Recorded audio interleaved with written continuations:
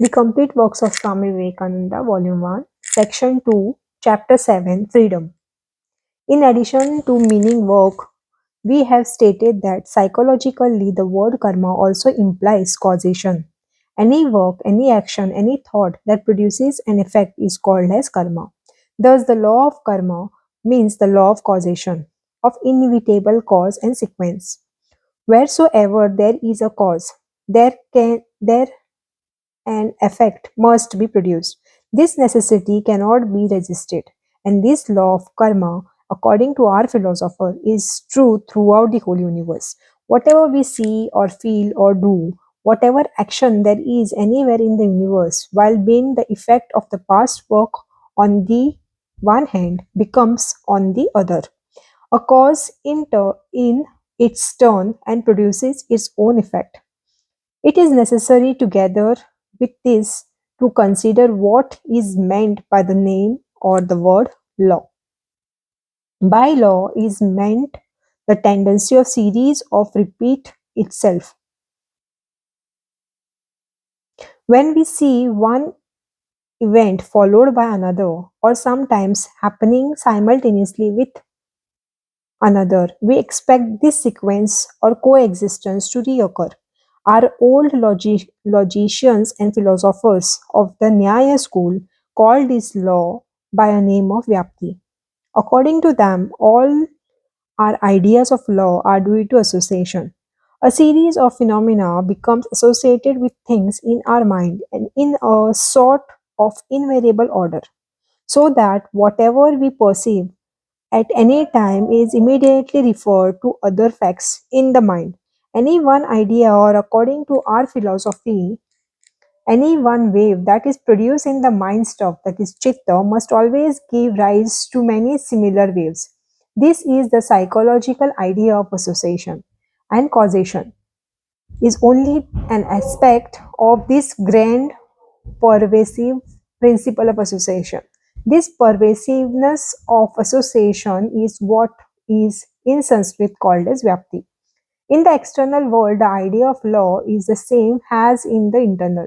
The expectation that a particular phenomena will be followed by another and that the series will repeat itself.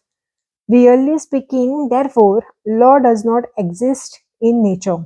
Particularly, it is an error to say that gravitation exists in the earth or that there is any law existing objectively anywhere in nature. The law is the method, the manner in which one's mind grasps a series of phenomena.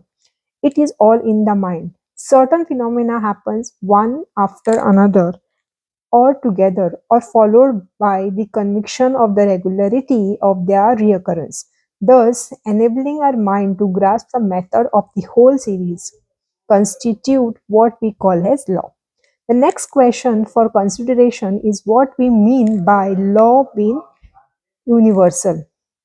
Our universe is a portion of existence which is characterized by what the Sanskrit philosopher psychologists call Deshkal Nimitta, or what is also known as by European psychologists, that is space, time, and causation. This universe is only a part of infinite existence through, thrown into a peculiar mold composed of space, time, and causation.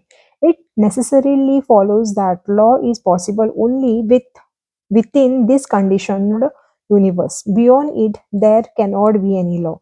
When we speak of the universe, we only mean that the portion of existence and which is limited by our mind. The universe of the senses, which we can see, feel, touch, hear, think, or imagine.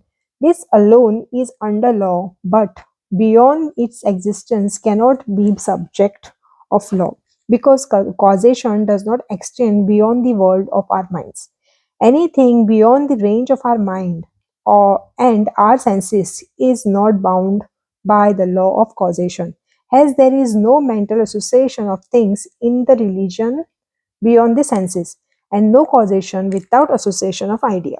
It is only when being or existence get molded molded into name and form, that is obeys the law of causation and is said to be under law because all law has its essence in causation.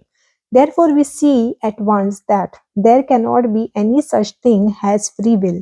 The very words are a contraindication because will is what we know, and everything that we know is within our universe, and everything within our universe is molded by the conditioning of space, time, and causation.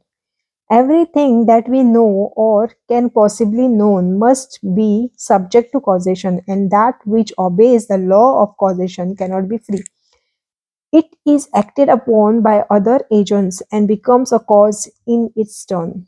But that which has become converted into will, which was not the will before, but which, when it fell into the mold of space time and causation, became converted into the human will, is free. And when this will gets out of the mold of space and time and causation, it will get free again. From freedom, it comes and becomes molded into bondages, and it gets out and goes back to freedom again. The question has been raised as to from whom this universe comes, in whom it rests, and in whom it goes. And the answer has been given that from freedom it comes, in bondage it rests, and goes back into the freedom again. So, when we speak, a man has no other than that infinite being which is manifesting itself. We mean that only one very small part, therefore, thereof is man. This body and his mind, which we see, are only one part of the whole, only one spot of the infinite being. This whole universe is only one speck of the infinite being, and all our laws, our bondages, our joys, our sorrows, our happiness, our expectations, and only within this small universe. All our progression, all our digression are within the small compass. So you see how childish it is to expect a continuation of this universe, the creation of our minds, and to expect to go to the heaven, which after all must mean only a repetition of this world that we know. You see at once that it is an impossible and childish desire to make the whole of the infinite existence comfort to the limited and conditioned existence which we know. When a man says that he will have again and again this same thing which he is having now, or as I sometimes put it, when he asks for the comfortable religion, you may know that he has become so degenerated that he cannot think of anything higher than what he is now. He is just this little peasant surrounding and nothing more. He has forgotten his infinite nature, and his whole idea is confined to this little joy, sorrow, heart full of jealousy of the moments. He thinks that this infinite thing is the infinite. He thinks that this finite thing is infinite, and not only so, he will not let this foolishness go. He clings on desperately up to Trishna, the thirst after life, what the Buddhists call Tahan and Tis. There may be millions of kind of happiness and beings and laws and progress and causation all acting outside the little universe that we know, and after all the whole of this comprises but one section of our infinite nature.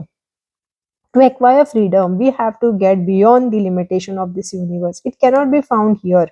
Perfect equilibrium, or what the Christian call the peace that passeth all understanding, cannot be had in this universe, nor in heaven, nor in any place where our mind and thoughts can go, where the senses can feel, or when which the imagination can conceive.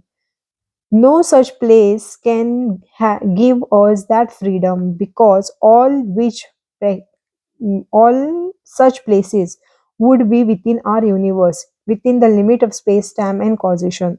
There may be places that are more ethereal than the earth of ours, where enjoyment may be keener, but even those places must be in the universe, and therefore the bondage of law. So we have to go beyond, and real religion begins where the little universe ends.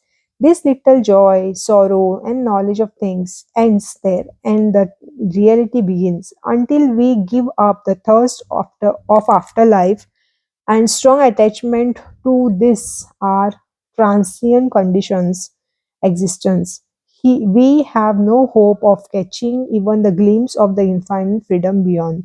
It stands to reason then that there is only one way to attain to that freedom, which is the goal of all the noblest aspiring of men, and that is by giving up his little life, giving up his little universe, giving up his little earth, giving up heaven, giving up the body, giving up the mind, giving up everything that is limited and conditioned.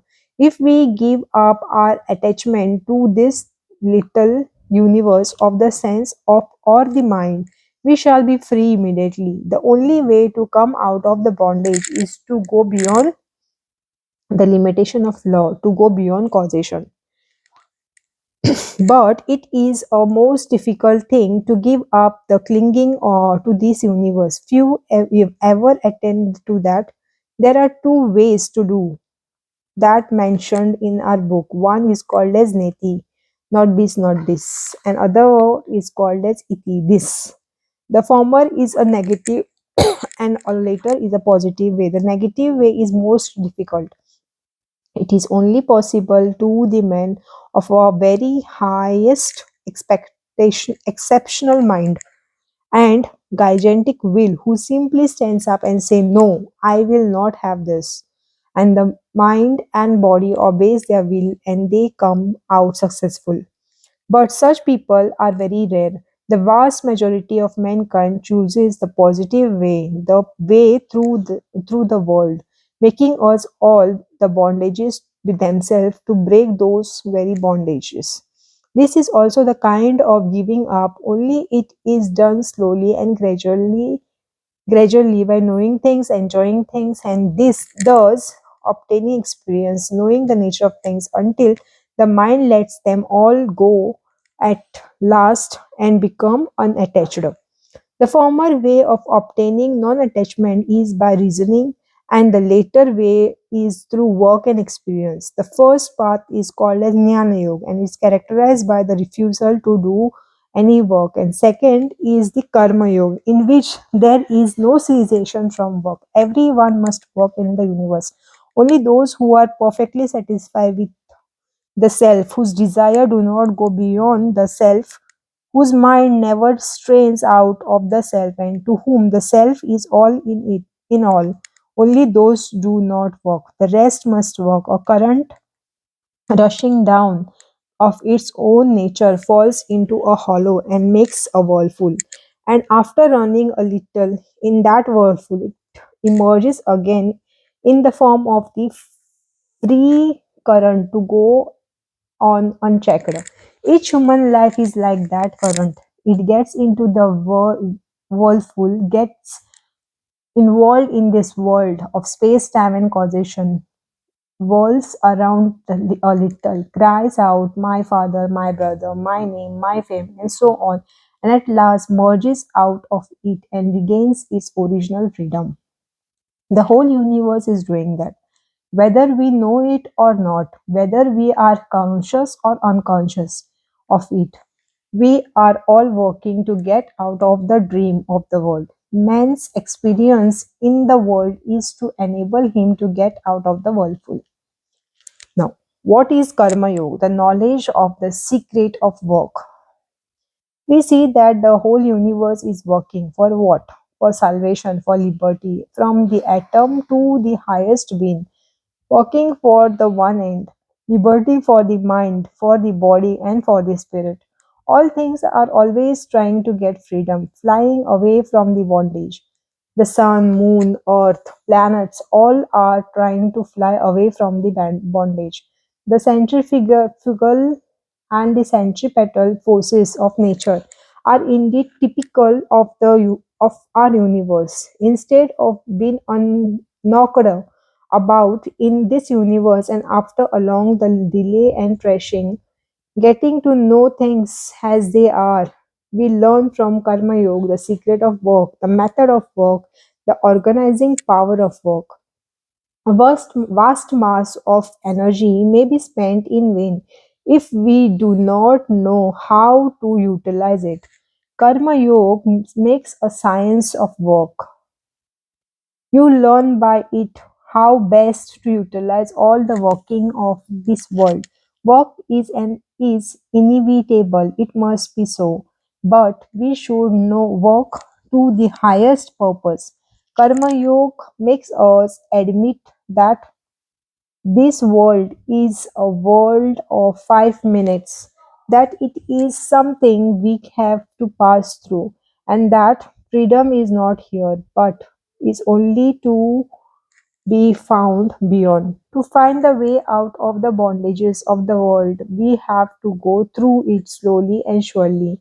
There may be those exceptional persons also who I just spoke, those who can stand aside and give up the world, as a snake casts off its skin and stands aside and looks at it. There are no doubt this exceptional being beings, but the rest of mankind have to go slowly through the world of work.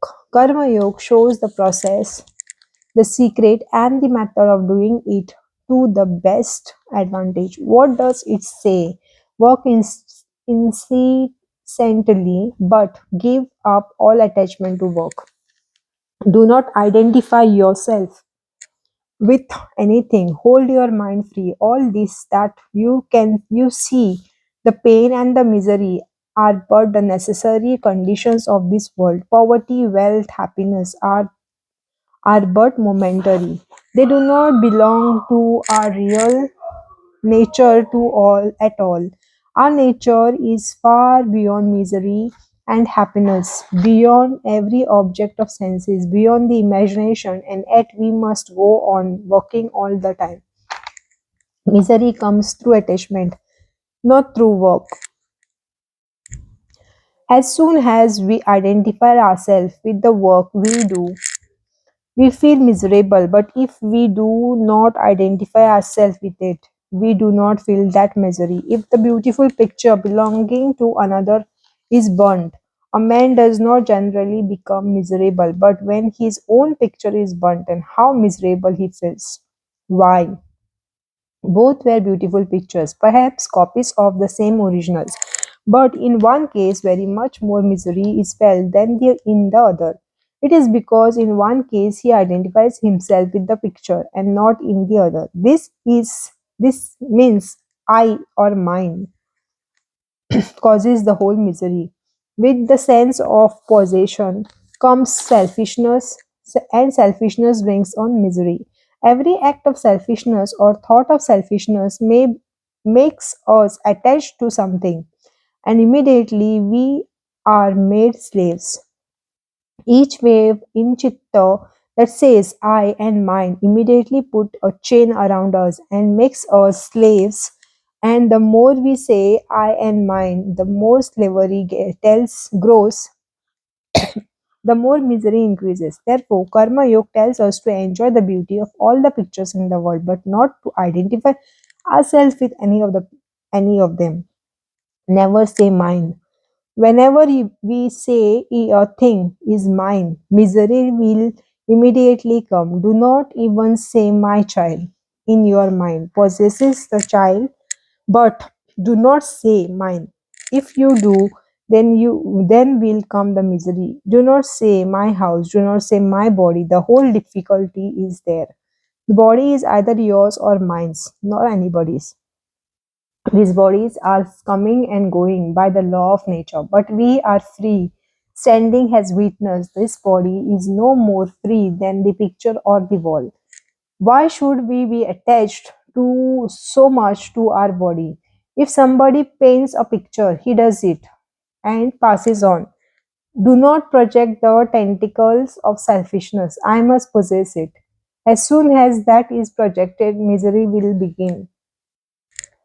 So, Karma Yoga says first destroy the tendency of project that this tentacle of selfishness, and when you have the power of checking it, hold it in and do not allow the mind to get into the ways of selfishness. Then you may go out into the world and work as much as you can. Mix everywhere, go where you please. You will never be contaminated with evil. There is a lotus leaf in the water. The water cannot touch and adhere it.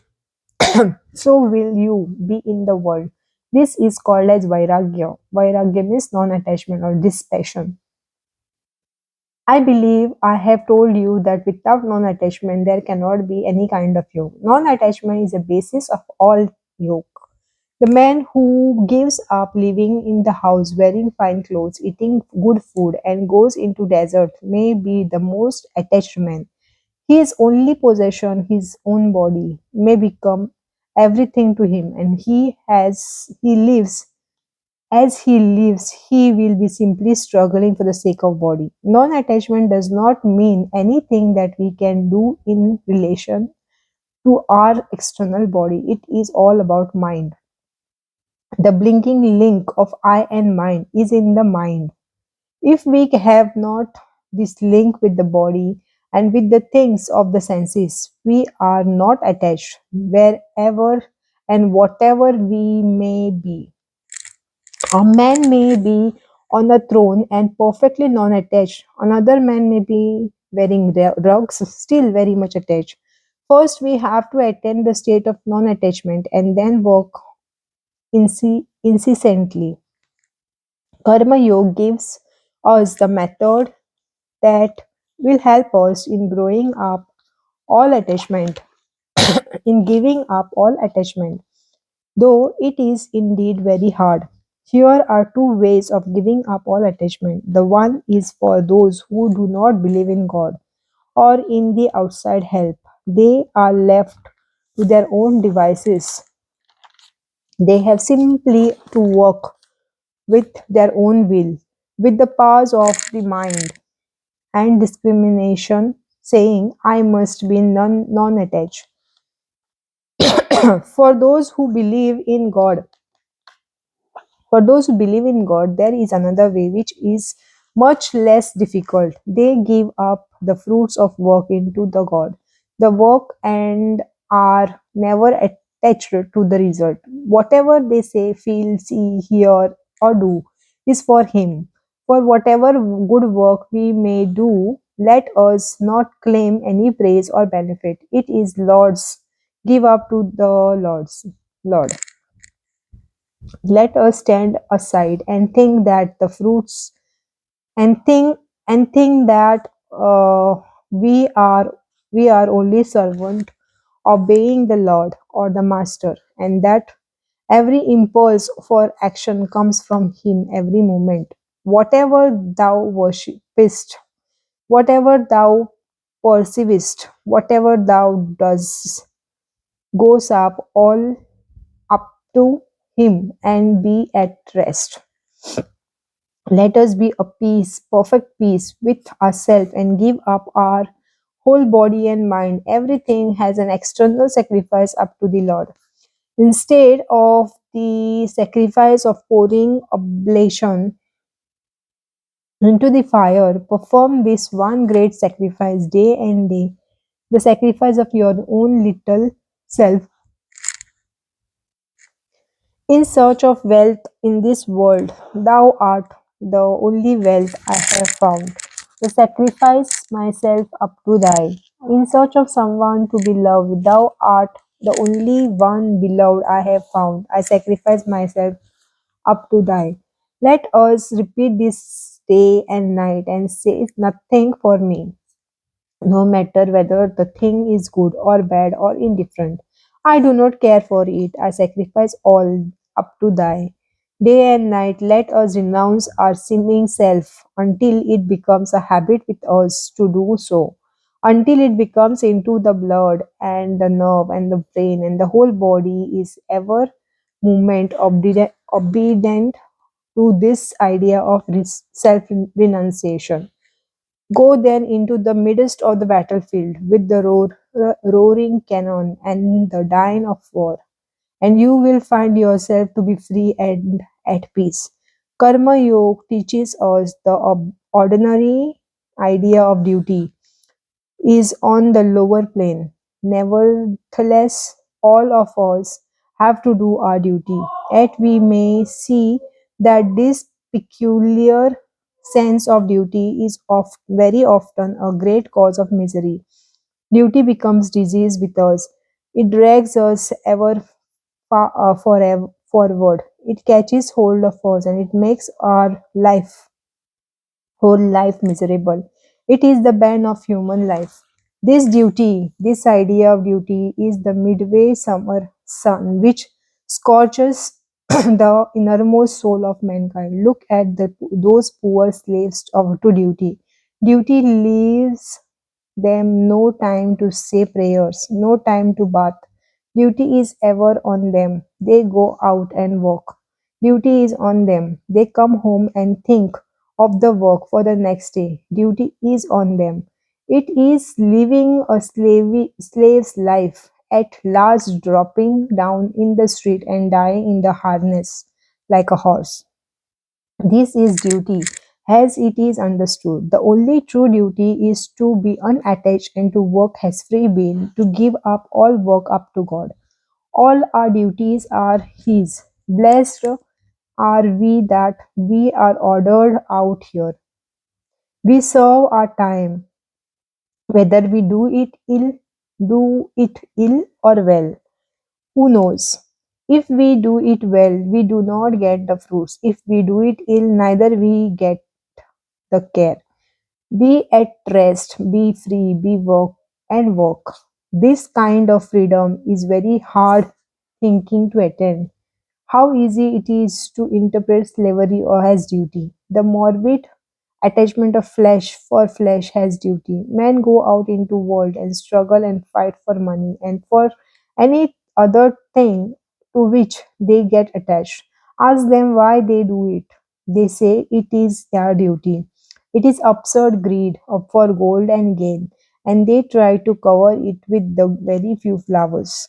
What is duty after all? It is really the impulsion of the flesh, of our attachment, and when an attachment has become established, we call it duty. For instance, in countries where there is no marriage, there is no duty between husband and wife, and when their marriage comes, husband and wife live together on the account of attachment, and kind of living together becomes settled after generation, and when it becomes so settled, it becomes a duty. It is, so to say, a sort of chronic disease. When it is acute, we call it disease. When it is chronic, we call it nature. It is a disease. So, when attachment becomes chronic, we baptize it with the high sounding name of duty.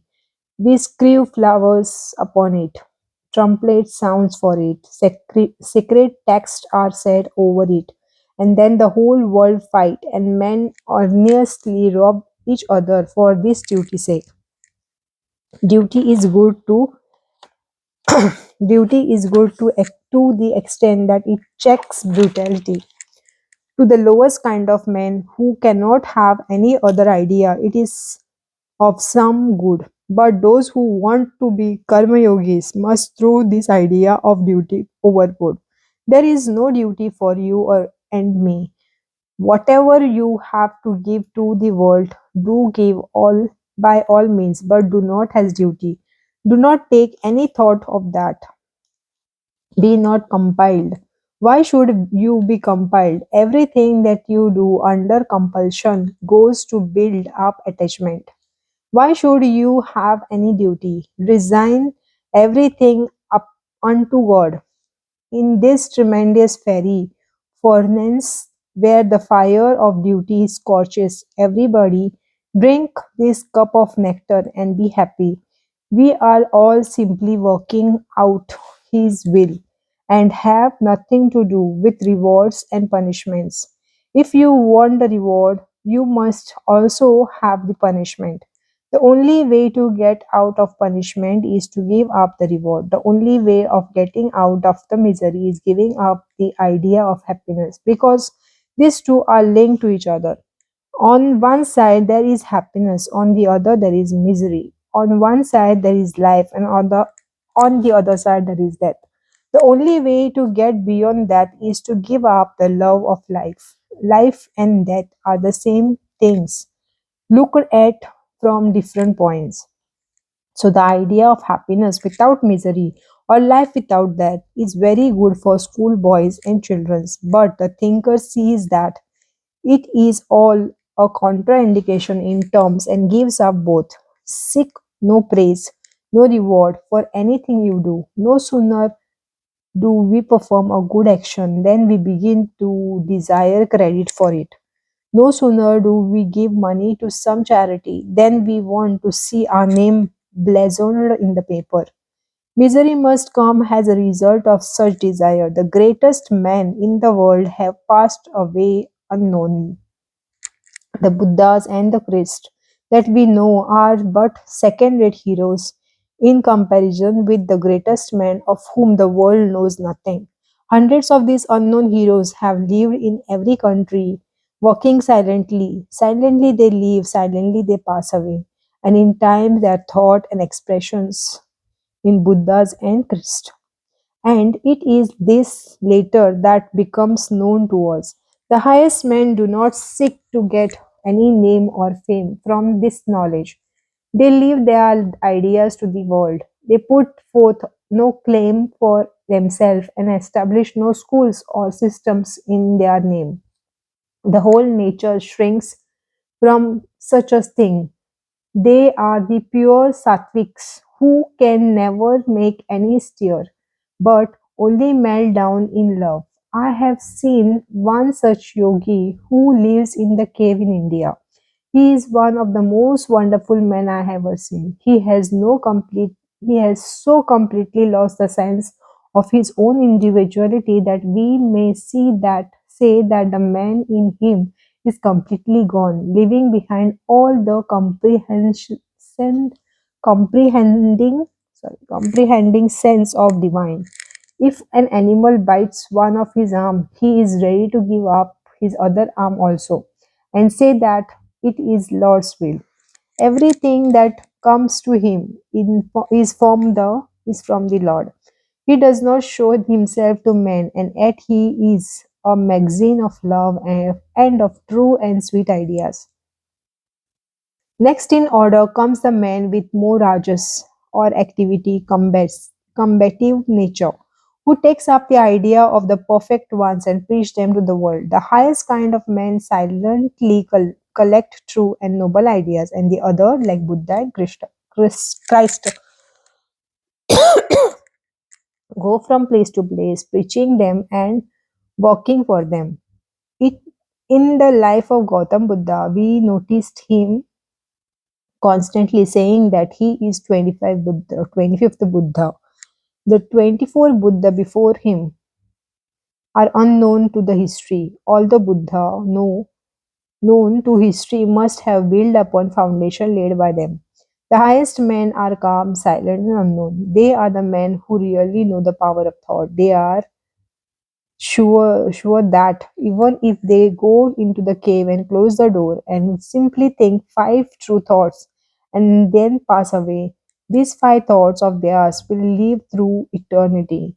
Indeed, such thoughts will penetrate through the mountains, cross the ocean, and travel through the world. They will enter deep into human heart and brain and raise up men and women who will give them practical expressions in the working of the human life. These Sattvic men are too near to God to be active and to fight, to be working, struggling, preaching, and doing good. As they say, they're here on earth to humanity. The active workers, however good, have still a little remnant of ignorance left in them. When our nature has yet some impurities left in it, then alone can we work. It is in the nature of the work to be impelled ordinarily by motive and by attachment.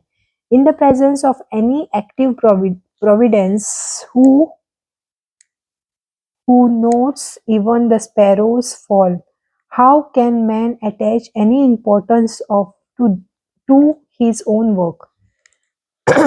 Will it will it not be a blasphemy to do so when we know that he is taking care of the minutest thing in the world?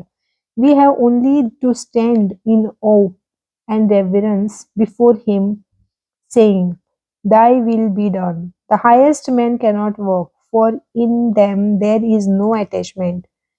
Those whose whole soul is gone into the self, those whose desire are confined in the self, who have become ever associated with self, and for them there is no work. Such are indeed the highest of the mankind, but apart from them, everyone else has to work. In so working, we should never think that we can help on even the least thing in the universe. We cannot. We only help ourselves in this gymnasium of the world. This is proper attitude of work. If we work in this way, if we always remember that our present opportunity to work thus is a privilege which has been given to us, we shall never be attached to anything. Millions like you and me think that we are great people in the world, but we will all die. And in 5 minutes, the world forgets us. But the life of God is infinite. Who can live a moment, breathe a moment, and if this all powerful one does not will it, he is ever active providence, all powers in his and within his command. Through his command, the wind blows, the sun shines, the earth lives, and death stalks upon the earth. He is the all in all. He is all in all. We can only worship him, give up all our fruits of work, do good for its own sake, then alone will come perfect unattachment. The bonds of the heart will thus break, and we shall reap perfect freedom. This freedom is indeed the karma yoga, or you can say goal of karma yoga.